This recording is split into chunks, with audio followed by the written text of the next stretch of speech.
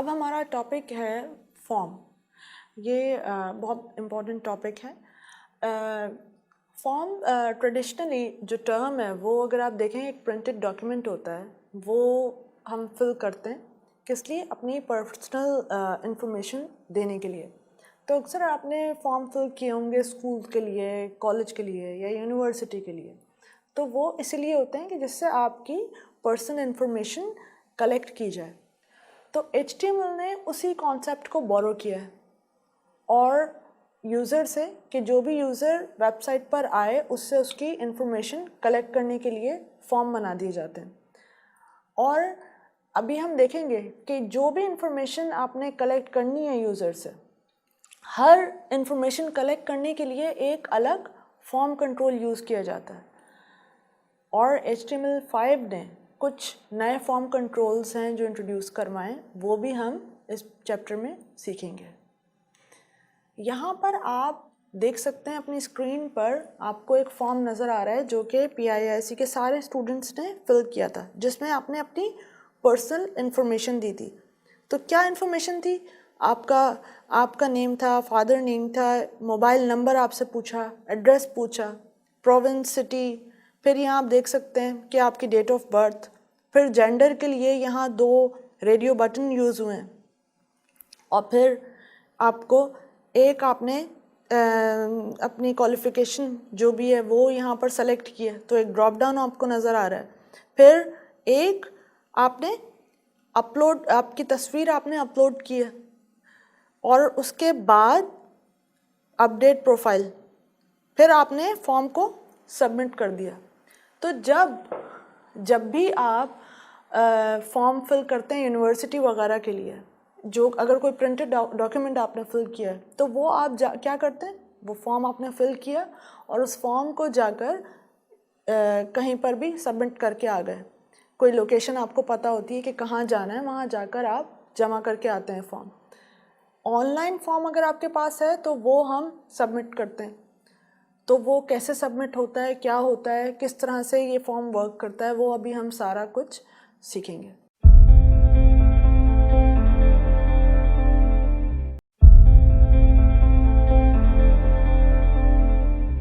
अब हमारा टॉपिक है फॉर्म कंट्रोल्स। ये आपको स्क्रीन पे नज़र आ रहा है कि बहुत सारे हमें कुछ फॉर्म कंट्रोल्स नज़र आ रहे हैं। तो काफ़ी सारे फॉर्म कंट्रोल्स होते हैं जिनसे आप इंफॉर्मेशन कलेक्ट करते हैं यूज़र्स की, विजिटर्स की, जो कि आपके वेबसाइट पर आते हैं। तो डिफरेंट इंफॉर्मेशन कलेक्ट करने के लिए डिफरेंट हमारे पास फॉर्म कंट्रोल्स हैं। तो पहले आपको ये नज़र आ रहा है एडिंग टेक्स्ट। एडिंग टेक्स्ट में आप देख सकते हैं कि 3 उसके पार्ट्स हैं: टेक्स्ट इनपुट, पासवर्ड इनपुट और टेक्स्ट एरिया। तो टेक्स्ट इनपुट क्या है? आप देख सकते हैं कि यहाँ पर आप अपना यूज़र नेम या ईमेल एड्रेस देते हैं। अच्छा, पासवर्ड इनपुट, पासवर्ड जैसा कि आपने देखा है कि पासवर्ड जब भी आप देते हैं तो वो कैरेक्टर्स को हाइड कर देता है। तो पासवर्ड इनपुट जब भी आप देंगे वो क्या करेगा? कैरेक्टर्स को हाइड कर देगा। और यहाँ पर ये किस लिए? सिंगल लाइन ऑफ टेक्स्ट आप यहाँ पर दे सकते हैं। टेक्स्ट एरिया आपका मैसेजेस है या कोई कमेंट बॉक्स आप अक्सर देखते हैं फॉर्म पे, जो कि यूज़र का रिव्यूज़ चाहिए होते हैं या कमेंट्स चाहिए होते हैं किसी भी प्रोडक्ट के बारे में। तो उसके लिए आप ये टेक्स्ट एरिया आपको नज़र आ रहा है, जिसमें आप multi line of text use कर सकते हैं। उसके बाद यहाँ पर आपको नज़र आया दूसरा, मेकिंग चॉइसेस। अच्छा, तो जब भी आपने 3 या 4 ऑप्शंस में से या 2 ऑप्शंस में से कोई एक ऑप्शन सेलेक्ट करना है, जैसे कि आमतौर पे जेंडर आप देखते हैं, तो उसके लिए हम यूज़ करते हैं रेडियो बटन्स। जब भी यूज़र सेलेक्ट या अनसेलेक्ट कर सके 1 और मोर ऑप्शन, उसके लिए हम यूज़ करते हैं चेक बॉक्सेस। फिर हमारे पास है ड्रॉप डाउन बॉक्सेस। जैसे कि आपने प्रोविंस सेलेक्ट करना है या कंट्री सेलेक्ट करना है, तो वो एक बड़ी लिस्ट होती है, तो वो आप रेडियो बटन या चेक बॉक्सेस में नहीं दे सकते। तो उसके लिए हम यूज़ करते हैं ड्रॉप डाउन बॉक्सेस। और फिर आप देख सकते हैं सबमिटिंग फॉर्म्स। आखिर में जब आप ये सब करते हैं तो फिर फॉर्म आपने सबमिट करना होता है। तो फॉर्म आप क्या करते हैं? आप फॉर्म से डेटा को सबमिट करते हैं किसी वेब पेज पे, तो उसके लिए आप पहले क्या करते हैं कि यहाँ पर आपने जैसे ही सबमिट किया तो एक तो नॉर्मल सबमिट बटन होता है, और अगर आपको वो सबमिट बटन पसंद नहीं आ रहा है तो आप क्या कर सकते हैं, एक इमेज बटन भी यूज़ कर सकते हैं, जो कि डिफ़ॉल्ट बटन अगर आपको समझ नहीं आता है या कोई और आपके अक्सर होता है कि कस्टमर की रिक्वायरमेंट है, तो आप इमेज को भी बटन के तौर पे यूज़ कर सकते हैं। उसके बाद लास्ट है अपलोडिंग फ़ाइल। तो फाइल अपलोड आप किस तरह से करते हैं कि पहले आप ब्राउज़ करते हैं फ़ाइल को अपने सिस्टम से, तो एक पहले ब्राउज़ का बटन बनता है और फिर ब्राउज़ करने के बाद आप सेलेक्ट करके और उसको अपलोड करते हैं। तो यहाँ पर अब फाइल अपलोड के दो बटन्स आपको नज़र आ रहे हैं, एक ब्राउज़ और अपलोड।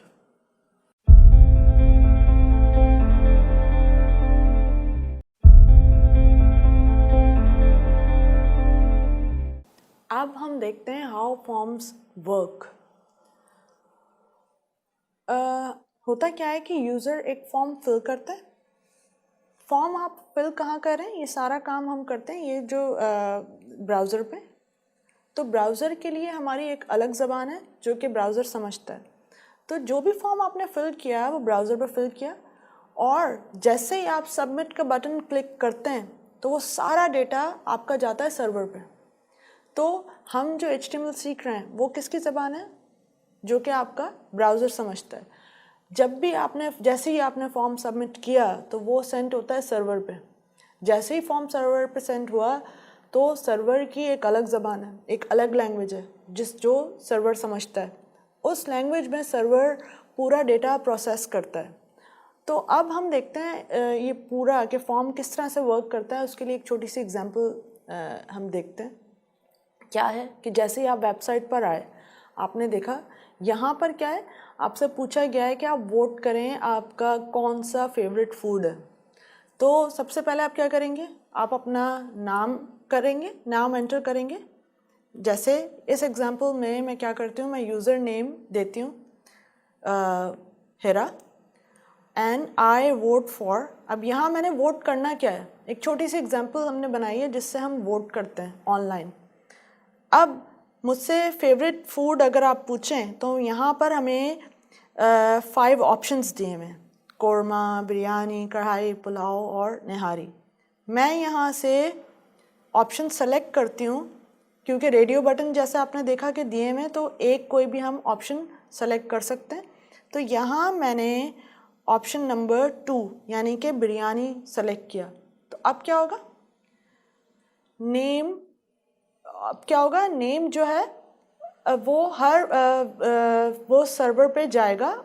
यूज़र नेम की वैल्यू क्या होगी, हिरा, और आई वोट फॉर इसकी वैल्यू क्या होगी, जो मैंने वैल्यू सेलेक्ट की यानी कि बिरयानी।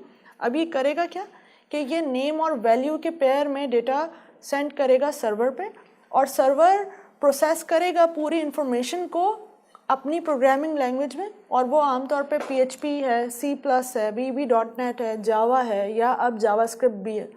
और फिर आपको यहाँ पे डेटाबेस में इस इंफॉर्मेशन को स्टोर करेगा, और फिर सर्वर आपको रिस्पॉन्ड बैक करता है। एक यहाँ पर आप देख सकते हैं कि एक थैंक यू मैसेज के साथ आपको एक रिस्पॉन्स नज़र आ रहा है कि thank you Hira, you voted for biryani. तो ये फॉर्म कंट्रोल्स किस लिए होते हैं, फॉर्म कंट्रोल्स हैं कि आपसे इंफॉर्मेशन गैदर करें, आपसे इंफॉर्मेशन कलेक्ट करें, और सर्वर को बताना है हमने कि कौन सा डेटा हमने यूज़र से कलेक्ट किया है। तो जो भी डेटा सर्वर पे जाएगा वो नेम और वैल्यू के पेयर में जाएगा। हमारी एग्जांपल में आप देखिए कि यूज़र नेम क्या है, नेम है, और उसकी वैल्यू क्या है, वो टेक्स्ट है जो कि मैंने एंटर किया। तो यूज़र नेम की वैल्यू हो गई हिरा, और फिर आई वोट फॉर नेम है, और उसकी वैल्यू वोट यानी कि वोट की वैल्यू जो मैंने सेलेक्ट की बिरयानी, तो वो नेम और वैल्यू के पेयर में डेटा हमेशा सर्वर पे जाता है। तो नेम इक्वल्स टू वैल्यू, ये नेम और वैल्यू के पेयर में हमेशा हम सर्वर पे सेंड करते हैं।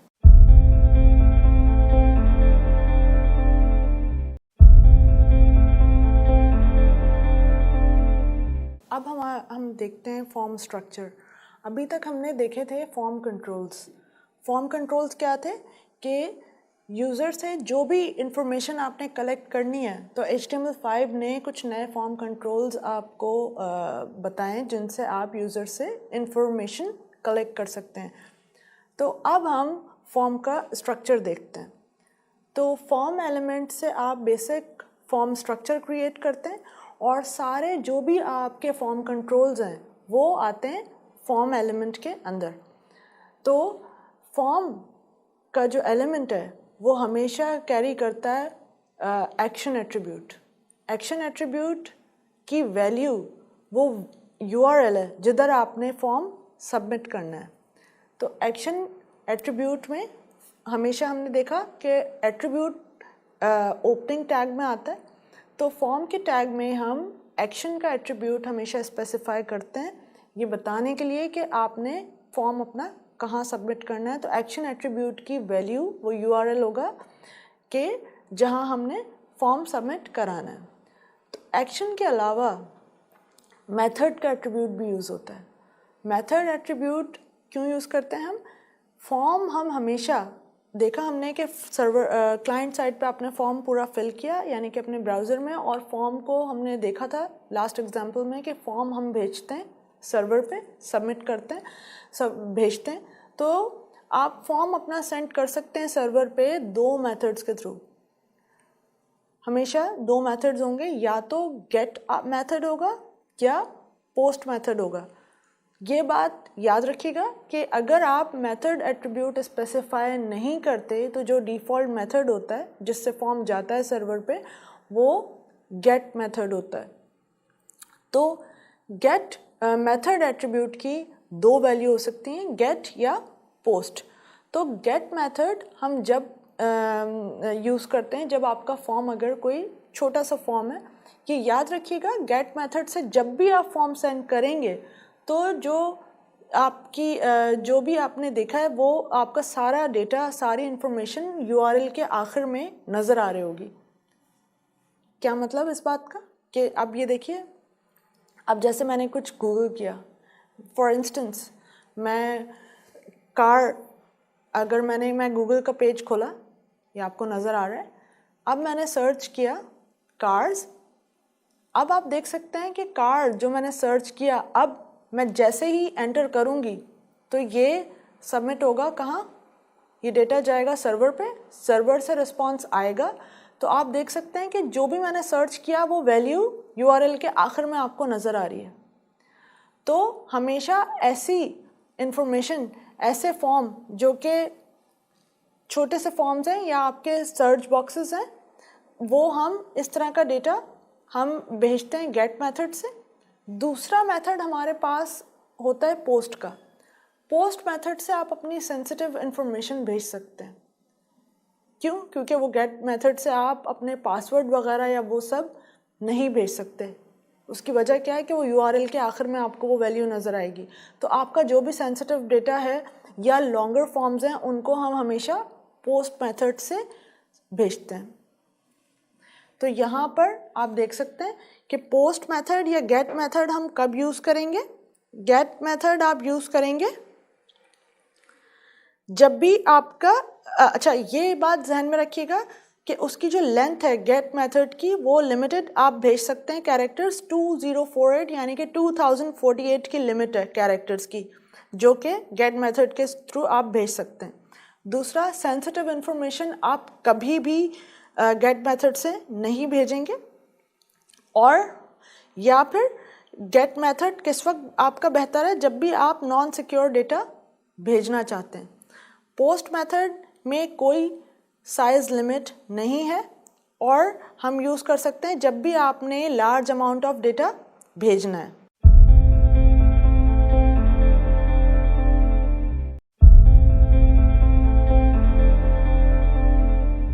लास्ट एग्जाम्पल्स में हमने कुछ फॉर्म कंट्रोल्स देखे थे।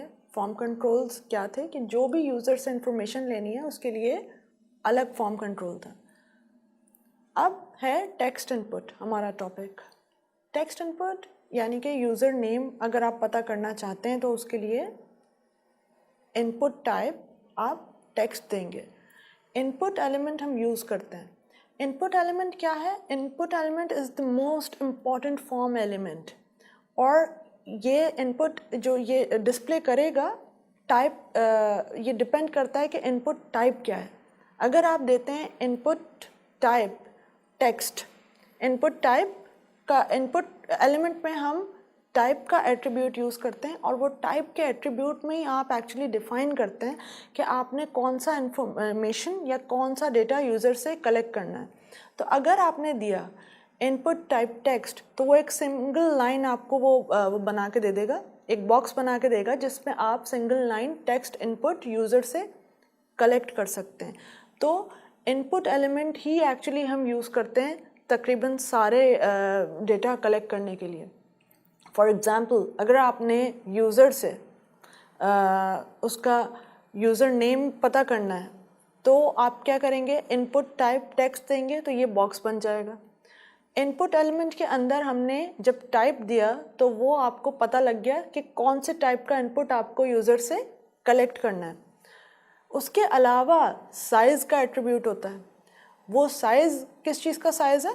आपके इस बॉक्स का साइज़ है। दूसरा एट्रीब्यूट हमारा है मैक्स लेंथ का एट्रीब्यूट, जिससे हम उसकी जो वैल्यू होगी वो वही एक्चुअली स्पेसिफाई करेगी कि हम कितने मैक्सिमम कैरेक्टर्स दे सकते हैं इस टेक्स्ट बॉक्स में।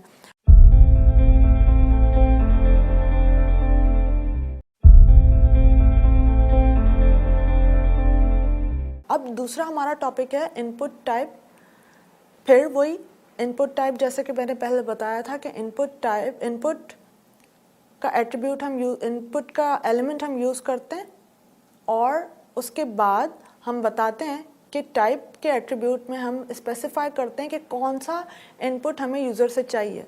तो अगर आप इनपुट टाइप में पासवर्ड देंगे तो फिर वही होगा कि वो सिंगल लाइन वो बॉक्स क्रिएट करेगा, और जब आपने इनपुट टाइप में वैल्यू दी पासवर्ड, तो वो सारे कैरेक्टर्स को हाइड कर देगा।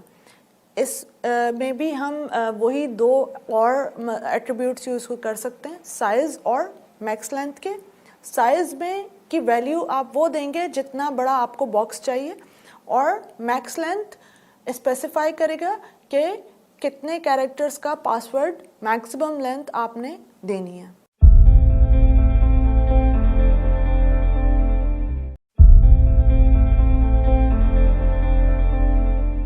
अब हमारा टॉपिक है टेक्स्ट एरिया। तो टेक्स्ट एरिया जो एलिमेंट है वो क्रिएट करता है मल्टी लाइन टेक्स्ट इनपुट। तो टेक्स्ट एरिया, आपने ओपनिंग टेक्स्ट एरिया और क्लोजिंग टेक्स्ट एरिया टैग के दरमियान whatever you right will appear in the box when the page loads. जब भी आपका पेज लोड होगा तो जो भी आपने लिखा है ओपनिंग टेक्स्ट एरिया और क्लोजिंग टेक्स्ट एरिया के दरमियान, जो भी टेक्स्ट आपने लिखा है वो आपके बॉक्स में अपीयर होगा। तो जब भी आप चाहें, ये डिफ़ॉल्ट एक मैसेज होता है, जब भी आप चाहें उस मैसेज को हटा के अपना मैसेज दे सकते हैं। अच्छा, अब हम देख रहे हैं ये एक आपको बॉक्स नज़र आ रहा है। अब आप टेक्स्ट एरिया के साथ आप कॉलम्स और रोज़ स्पेसिफाई करते हैं। तो कॉलम का एट्रीब्यूट किस लिए होता है? कॉलम का एट्रीब्यूट इंडिकेट करता है कि how wide the text area should be, ठीक है। और रोज़ का एट्रीब्यूट इंडिकेट करता है कि how many rows the text area should take up vertically, कितनी रोज़ आपका टेक्स्ट एरिया ले। तो और अच्छा, अभी हमने क्योंकि CSS नहीं सीखी है, अगर आप पुराना कोड देखेंगे तो वो रोज़ और कॉलम्स यूज़ करते थे टेक्स्ट एरिया का साइज़ स्पेसिफाई करने के लिए, लेकिन अब ये हम सारा काम CSS से करते हैं।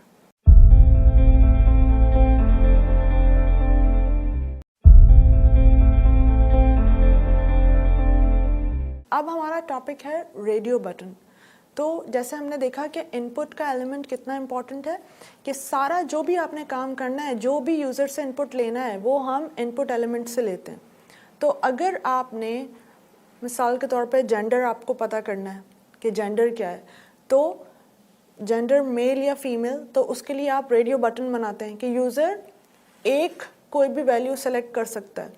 तो उसके लिए जब भी आपने एक वैल्यू सेलेक्ट करनी है तो हम 2 में से या 3 में से, तो उसके लिए हम रेडियो बटन देते हैं। तो इनपुट टाइप की वैल्यू अगर आप रेडियो देंगे तो वो क्या करेगा, रेडियो बटन बना देगा। इसी तरह से अगर आप इनपुट टाइप की वैल्यू चेक बॉक्स देंगे तो वो क्या करेगा, चेक बॉक्स बना देगा। और चेक बॉक्स क्या है, आप जब भी आपने एक से ज़्यादा ऑप्शन सेलेक्ट करने हैं तो हम चेक बॉक्सेस यूज़ करते हैं, और अगर कोई भी एक वैल्यू सेलेक्ट करनी है तो उसके लिए हम रेडियो बटन यूज़ करते हैं।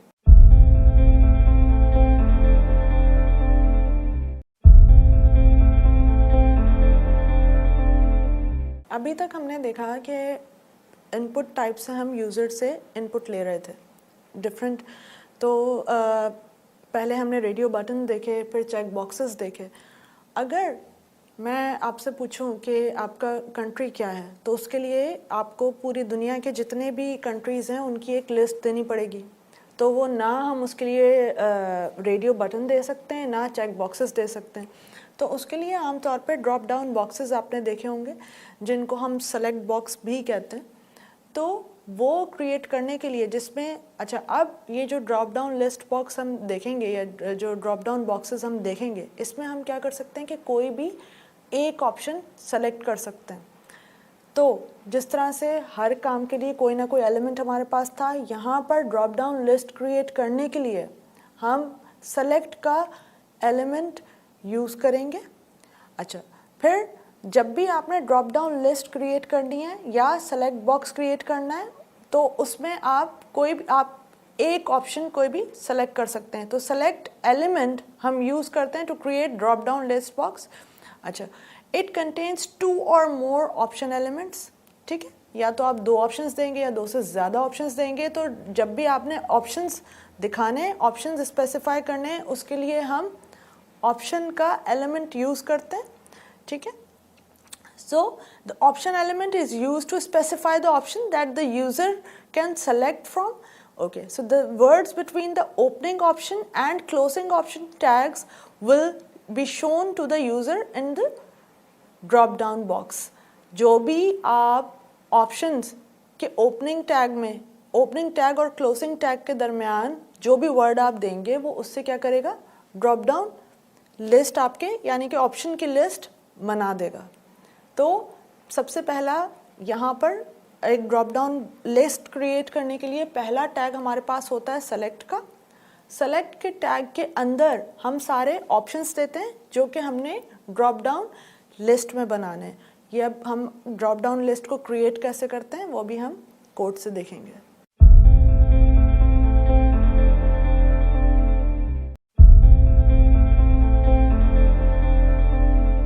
तो अभी हमने देखा कि हमने एक ड्रॉप डाउन लिस्ट क्रिएट की। अगर आपने एक से ज़्यादा ऑप्शन सेलेक्ट करने हैं तो इसके लिए एग्जैक्टली वही हम काम करेंगे कि सेलेक्ट का एक एलिमेंट यूज़ करेंगे।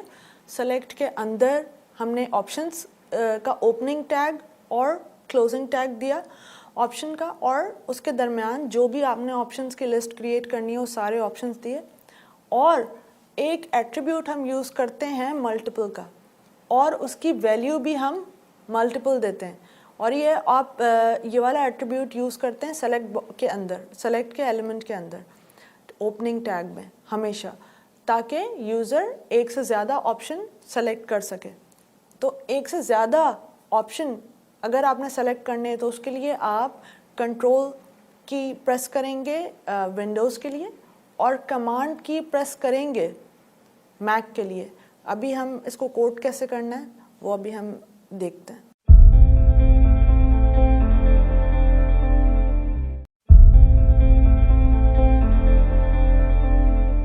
अब हमारा टॉपिक है file input box.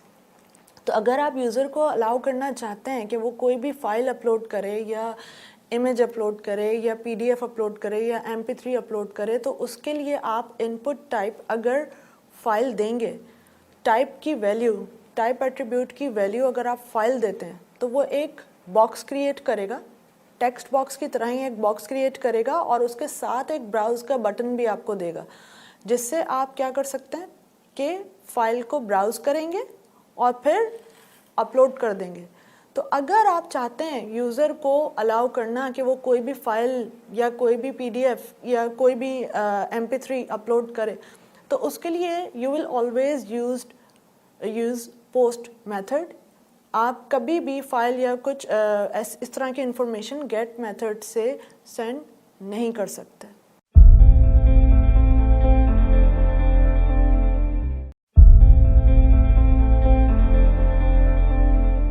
Input type में अगर आपने रेडियो दिया, इनपुट एलिमेंट में टाइप एट्रीब्यूट यूज़ करते हैं और टाइप एट्रीब्यूट की वैल्यू अगर रेडियो दी तो it creates a radio button.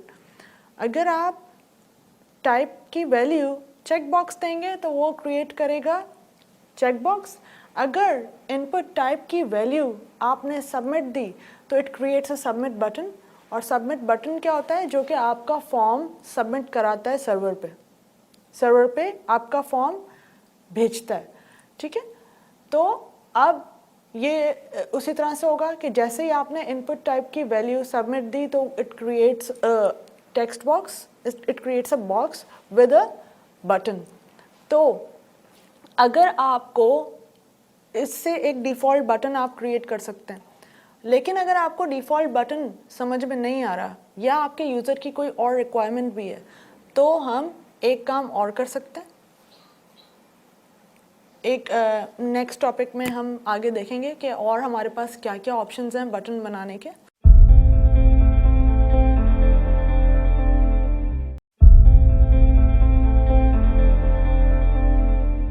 हमारा टॉपिक है इमेज बटन।